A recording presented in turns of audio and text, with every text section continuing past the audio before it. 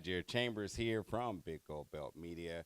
We are still kicking it at San Diego Comic Con 2025. I'm super excited today. The vibes are going to be fantastic here. Two icons who have made a monumental impact each and every year at Comic Con, but this one very, very special. To this year, super special. And I got some statistics to discuss, some news to probably drop if you haven't heard. But nonetheless, Ashley and Michael, thank you so much for your time today, and congratulations. Oh my gosh, thank you. First and foremost, Her Universe fashion show. These are the creators here, the brainchild, shall I say, of making the magic come to life. People come to Comic Con for a lot of reasons, but a lot of those reasons are coming to this fashion show. Oh, gosh. Well, thank you. And it's an honor to hear that. You know, when I had the idea of the fashion show, 2012 was when I first got the idea. And the term geek couture didn't even exist. I made it up. Yeah. But I didn't make up geek couture fashion. Fans were already doing it. They were walking the halls of San Diego Comic-Con with these original couture level designs, and I just wanted to give them a runway to showcase their designs on. And so our first year I was like, yeah, it's a geek couture fashion show. Like duh, everyone knows what geek couture is. Yeah. And it's amazing now, all these years later, that geek couture is a thing. And you know, it was my hope that it would be kind of the number one things that people would look forward to at Comic-Con, and that we would open up San Diego Comic-Con. So it's really been a dream that it's become that.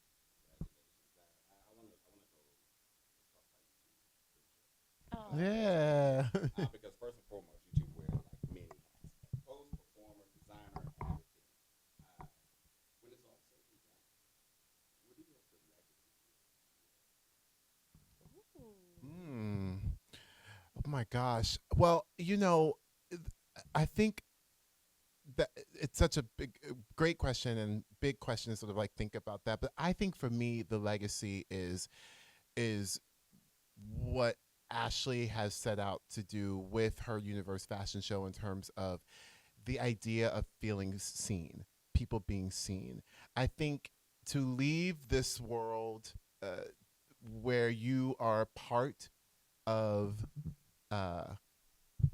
when you are a part of that kind of movement, when you are a part of that kind of narrative, I think is an incredibly impactful legacy to have. So for me, it would be something in there, and joy. It would be that when I have left this world, that there's joy that people have experienced and felt, and if that meant that me smiling or laughing with them, or they saw me being ridiculous, you know, I'm good with that. Yeah, I'm good with that. Michael is joy personified.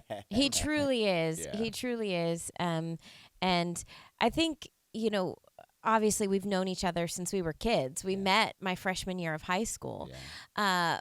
And we've reconnected, you know, in the past several years, and it was like we didn't even skip a beat. But we both have a heart to help. Yeah. We just want to help others. You know, just like my character Ahsoka Tano, she says, in my life, when you find people who need your help, you help them, no matter what. I guess it's just who I am. And to have a friend, a hype friend like Michael, who has the same mission to just help others, we just really connect and bond over that. Yeah, thank you so much for that. It's really beautiful, and I'm going to continue to say congratulations. Thank you. Thank you. In case anybody here is blind, it is and has been the year of Wicked. You know? I know. I think if they miss it, this year's theme, defying fashion. I mean, the moment I saw that, I was like, okay. And it's bold, it's vibrant, it's theatrical. What does this phase mean for each of you personally, and how did this influence the storytelling on the stage?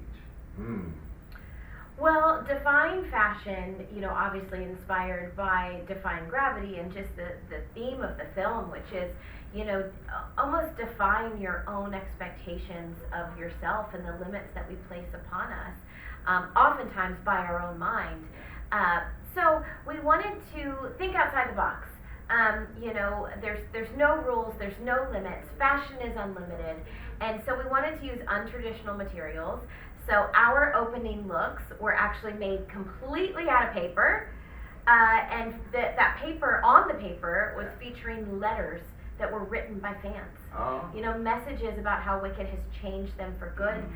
Messages of, you know, who's the Glinda to your Elphaba or the Elphaba to your Glinda. It's messages of friendship, which is also what, you know, the movie is about. And then I also had a dress made completely out of flowers, inspired by the tulip fields in Wicked, which was 9 million tulips.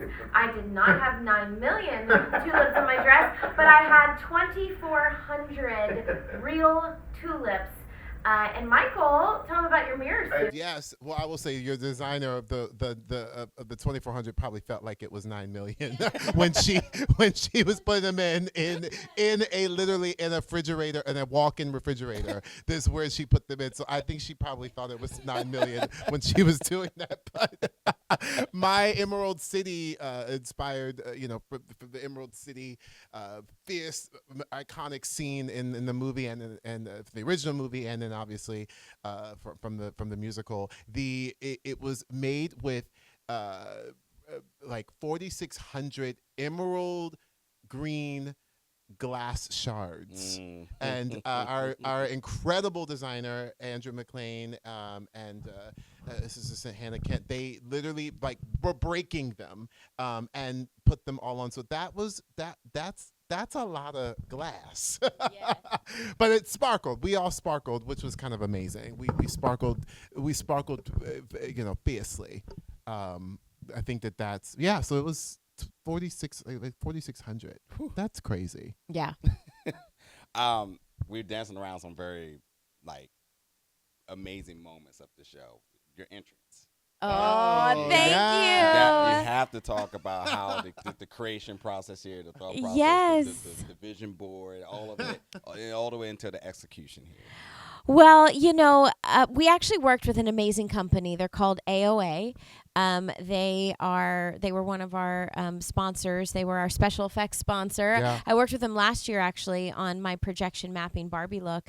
And so this year I said, I want to appear in a bubble. Yeah. But then the challenge is, how do you do that? And so we did it with mixed media. We worked with another company called Alter Productions who did all of the motion graphics on the screens. So, you know, we had a motion bubble, a graphic bubble, and then all of a sudden through some, you know, kind of old-fashioned stagecraft work, there I appeared on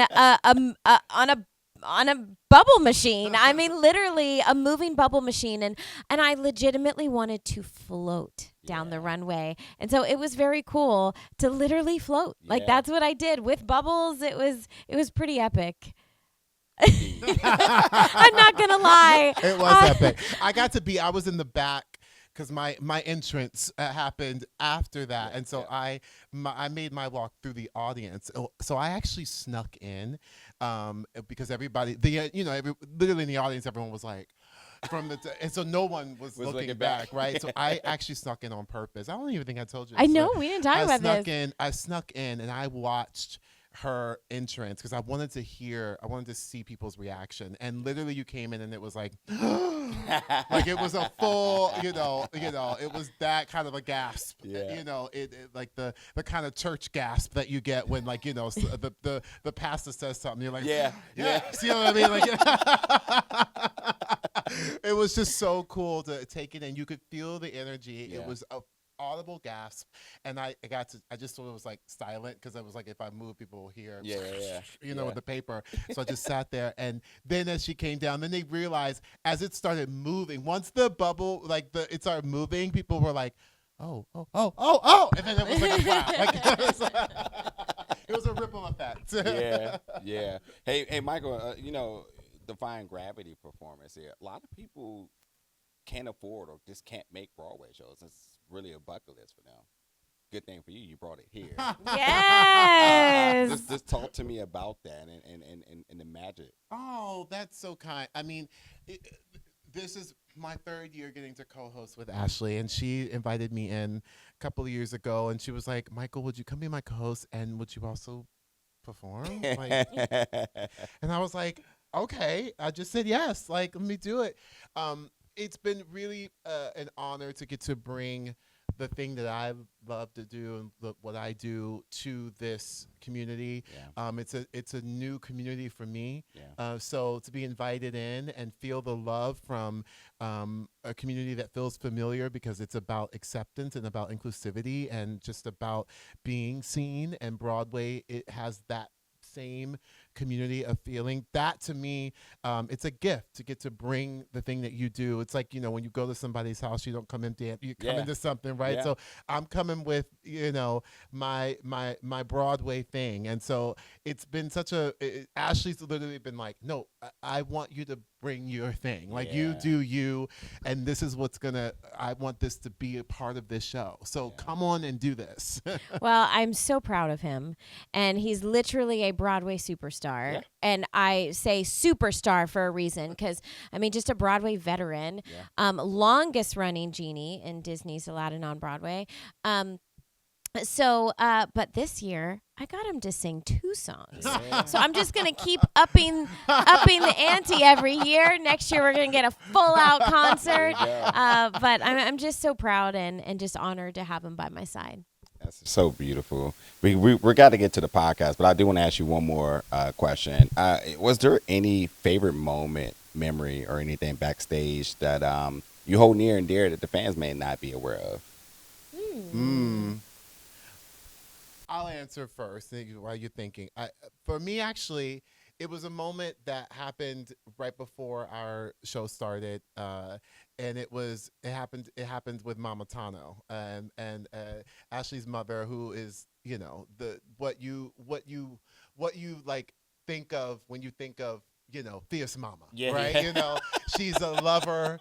She is a lover. She is a lover, right? And so she was back there. We were getting ready for the show right before, and she came in right in like her last little like round, like it was just like before she went out to take her seat, and it was just she checked in with everybody, and Ashley was getting into her gown. It took like 5 people to like help Ashley get into this couture paper gown, and Mama Tano was there, and they had a little moment, and she's like, I love you, and they were taking a photo, and she looked down and she goes, oh, that's my letter.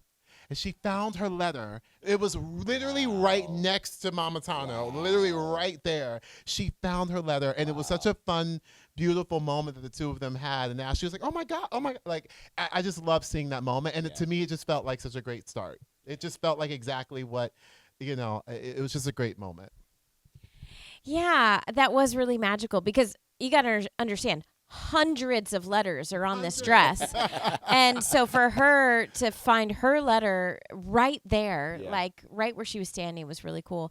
For me, there were so many moments, but I will say this, with Michael sitting right by my side, he made me sing with him this year, and I was terrified to do it because he went to Broadway, I went to LA. I kind of stopped singing in high school, and we said a little prayer backstage, and I was so nervous, but once I got out there, I was just like, you know what?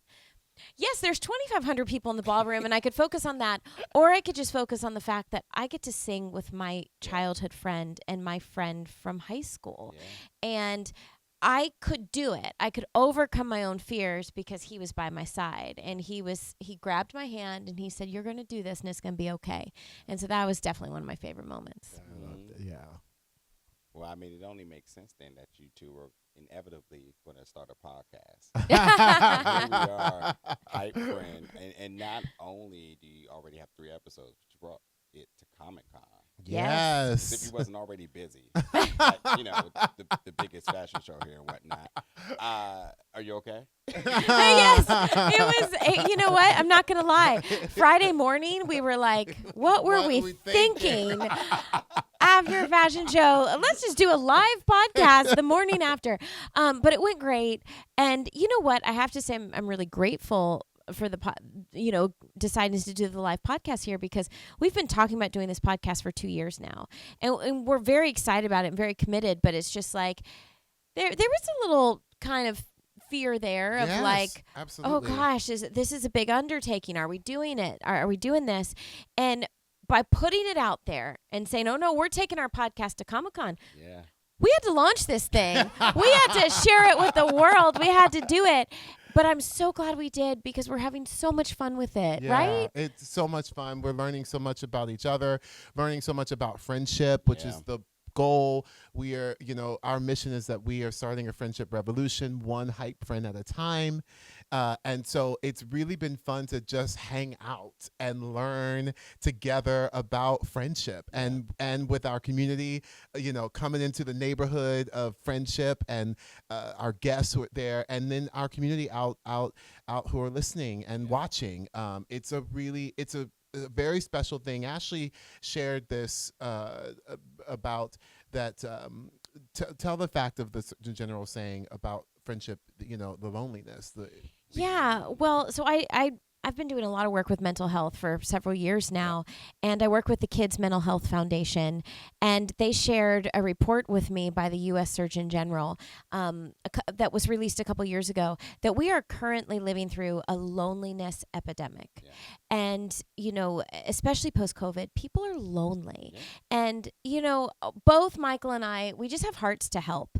Yeah. If we're going to do a podcast, we want to do it to help people. Yeah. And so when we had the idea for HypeFriend, it's like, look, we're not doctors, we're not clinicians, but we're friends. Yeah. And it's proven that if you have a good friend, if you have a hype friend, that will help anyone be less lonely. And so we thought, you know what? We're going to help with this epidemic, and we're going to start a friendship revolution, one hype friend at a time. I love it. Again, congratulations. Thank you. So we already know Nina West is on board as a guest. Yes. Brett as well too. Yes. What's this fantasy wish list of other folks you're hoping to have? Oh my gosh. We've already started that. Yes. I mean, there's so many. Oh gosh. Well, we've already talked about Delilah. Yes, we talked about legendary Delilah coming on. Yes, and then it's so funny. This also goes to show how easy friends can be made if you're just willing to put yourself out there. So, I found out I have some intolerances with food, so I should avoid dairy and egg, and because of my intolerances, really, you too. Dairy, egg, coconut. Yes. Oh my gosh. Because of her, I found out as well. Yes. Same thing. It's more common than you would think. Yeah. And so I love to bake, and I started baking more because I didn't want to lose out on the things that I love to eat. Yeah. So I try to bake them myself, being dairy-free, egg-free, all the things. So we started a segment called Ashley Bakes. Ashley Bakes? Yeah. And Michael has agreed to try my bakes for better or for worse. Oftentimes for worse. But there's this brand called Sweet Lauren's. Okay. And you should try it if you haven't, because allergy-friendly cookies, they're so good in the refrigerator aisle. Okay. But I've been making her cookies for years, and so I said, well, my friend Lauren, and then I had to say afterwards, I'm like, well, she's not really my friend, but I'm just going to manifest this because I want to be friends with her.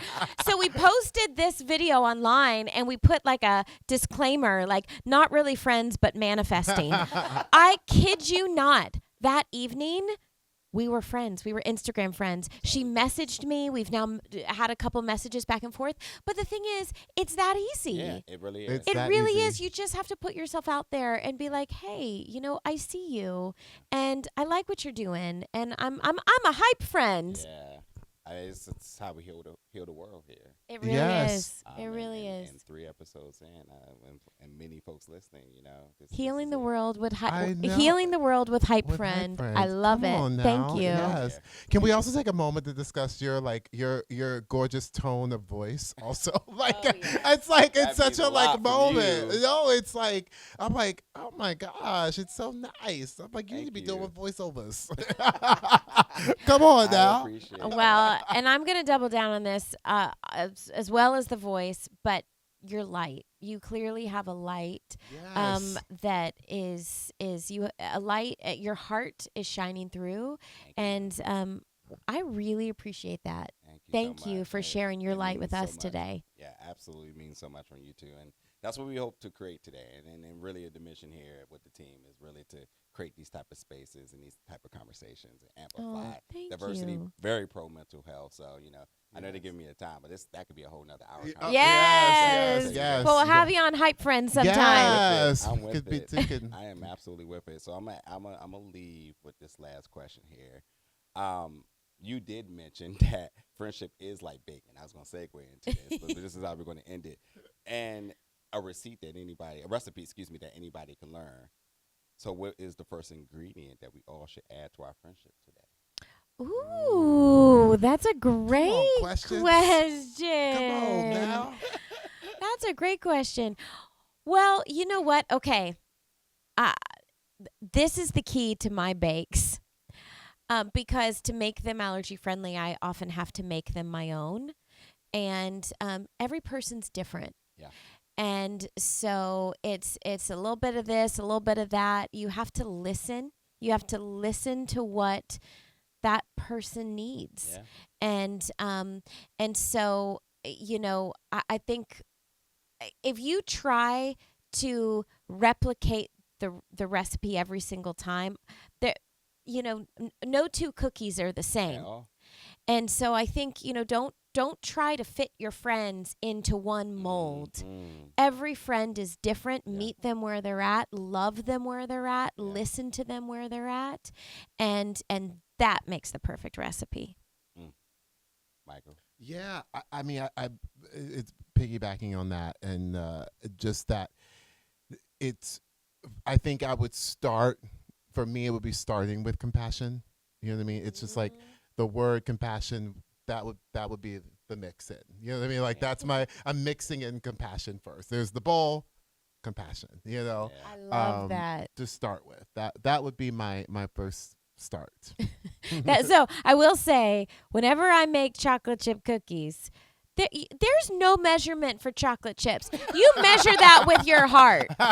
You just pour in those chocolate chips, whatever your heart tells you. You just pour it in.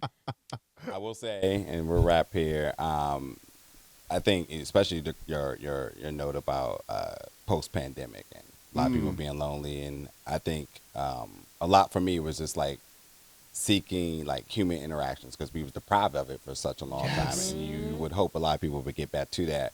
But I think the biggest thing I learned from that is throughout the pandemic and even after the pandemic, a lot of people, and still right now, continuously going through things. And we don't know because people wear masks. Yeah. There's a lot of people happy here in cosplay and whatever, but they personally are having their internal struggles. So in friendship, I say like empathy always. Just be kind because you just don't know. Yeah. The happiest person right now could be internally, here one day, gone the next. So think of what this world would be, as crazy as it is, because we bond on this, and I feel like talking to you as well, like, if you think about, well, we still believe in this world, right? I think we talk just the hope, and we still there is such good, and we still believe in it, and we continue to, and we will, right?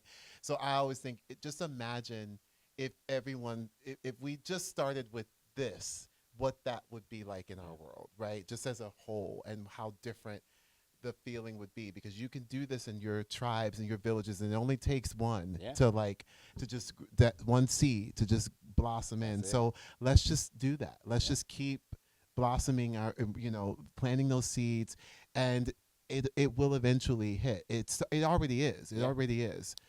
But I'm gonna just piggyback on that because you said it just takes one. Sometimes it's someone is like, well, if I can't make a mass difference in the world, what's my purpose? That's not the way to look at it. At all. You can make a difference in the world by being one person's friend. Yeah. All someone needs is one friend, and you can change that person's life. So you can be a life changer by being a friend to one person. That's why we're starting a friendship revolution, one hype friend at a time. Michael and Ashley, thank you so much for your time today. Thank you. Universe Fashion Show, Hype Friend Podcast, Friendship, Fandom, and Creativity. All things positive. I really appreciate the space and time today. Thank you. Applause, applause. That